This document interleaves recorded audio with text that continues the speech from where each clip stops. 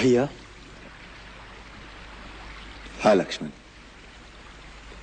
One में हमें घूमते घूमते 10 वर्ष हो गए। इन वर्षों में हम कई संत महात्माओं को मिले। इन सबके तो नाम भी याद नहीं रहेंगे। लक्ष्मण, केवल नामों की सूची याद रखने से क्या लाभ? नाम तो केवल एक बाहरी पहचान के लिए होता है। उनके आंतरिक गुणों को ही याद रखना चाहिए। ये सिद्ध पुरुष जो बाहरी जगत से दूर इन दुर्गम स्थानों पर बैठे साधना कर रहे हैं, ये जो नगरों और बस्तियों में अपनी शक्ति का प्रदर्शन नहीं करते, ये बड़े दुर्लभ लोग हैं।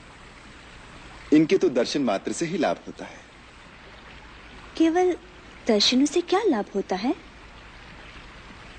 सीते, जैसे धूप में केवल बैठने मात्र से ही सूर्य की गर्मी हमारे शरीर में प्रवेश करती है, उसी प्रकार उनके निकट बैठने से उनके आत्मज्ञान, उनकी शक्तियों, उनकी भावनाओं का सूक्ष्म प्रकाश हमारे सूक्ष्म शरीर में प्रवेश करता है।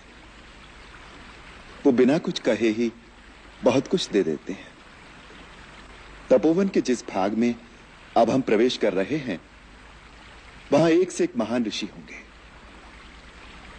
यदि उनके सत्संग का पूर्ण लाभ उठाना हो तो अपने मन और बुद्धि की खिड़कियां और द्वार खोलकर उनके चरणों में बैठ जाना चाहिए। यदि उनके पास जाकर विनम्रता से एक भिक्षुक की भांति मन की झोली फैलाकर चुपचाप बैठ जाओगे तो अपनी साधना के द्वारा प्राप्त किए हुए ज्ञान के अनमोल रत्न वो तुम्हारी झोली में अनायास ही डालते रहेंगे। लक्ष्मण, जीवन में ऐसे अवसर बड़े भाग्य से मिलते हैं, अन्यथा इन महान विभूतियों के दर्शन बड़े दुर्लभ हैं। सबसे बड़ी शक्ति मन की है, परंतु मन एक चंचल घोड़े की भांति कभी स्थिर नहीं रहता। योग के द्वारा चित्रवृत्तियों का विरोध करके जो मन को काबू कर लेता है, उसका मन सर्वव्यापी आत्मा के अधीन होने से वो संसार की समस्त शक्तियों पर अधिकार पा लेता है। राम, अपने कर्म की अच्छाई और बुराई को हर घड़ी हर क्षण परखते रहना चाहिए। अपने कर्म को परखने के लिए मनुष्य के पास एक ही कसौटी है। वो ये सोचे कि यदि मैं इसी समय मर जाऊं तो मेरा यह कर्म किस गिनती में आएगा। इसलिए यदि कोई भूल हो जाए तो उसे तत्काल सुधार लेना चाहिए। ये कभी ना सोचे कि आज की भूल को कल सुधार लूंगा। कभी कभी काल कल का समय नहीं देता। धर्म के मार्ग पर चलने के लिए ज्ञान का प्रकाश आवश्यक है।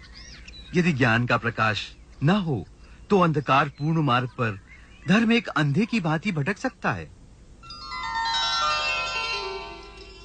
जहां जीवन है वहीं मृत्यु है, जहां मंगल है वहीं अमंगल भी साथ खड़ा है। केवल सुख पकड़ने जाओगे तो उसी की छाया में दुख को भी खड़ा पाओगे। अतः जो सुख और दुख दोनों से विरक्त होकर आत्मा में लीन होता है, वही शाश्वत आनंद को पाता है। उसी को मुक्ति कहते हैं। जैसे वर्षा का जल सब पेड़ पौधों पर एक समान गिरता है, परंतु किसी के लाल फूल निकलते हैं और किसी के पीले पत्ते, इसी प्रकार एक ही विद्या का भिन्न भिन्न प्राणियों पर उनके संस्कार और भाव के अनुसार भिन्न भिन्न प्रभाव पड़ता है। पत्थर पर लिखे अक्षर कभी नहीं मिटते, परंतु पानी पर लिखा क्षण भर भी नहीं रहता। मन में क्रोध और शत्रुता को उतनी देर रखना चाहिए जितनी देर पानी पर लिखा रह सकता है। श्री राम, धन के अतिरिक्त भी तुम कुछ दे सकते हो। एक मीठा शब्द, एक प्यार भरी मुस्कान, उसका मोल तो धन से भी अधिक है।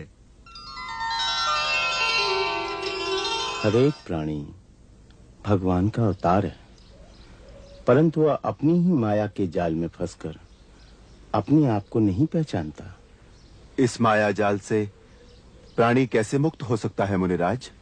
स्वयं को पहचानकर, अपने भगवत स्वरूप को जानकर स्वयं ही अपने आप को फंसाता है और स्वयं ही मुक्ति का साधन पूछता फिरता है।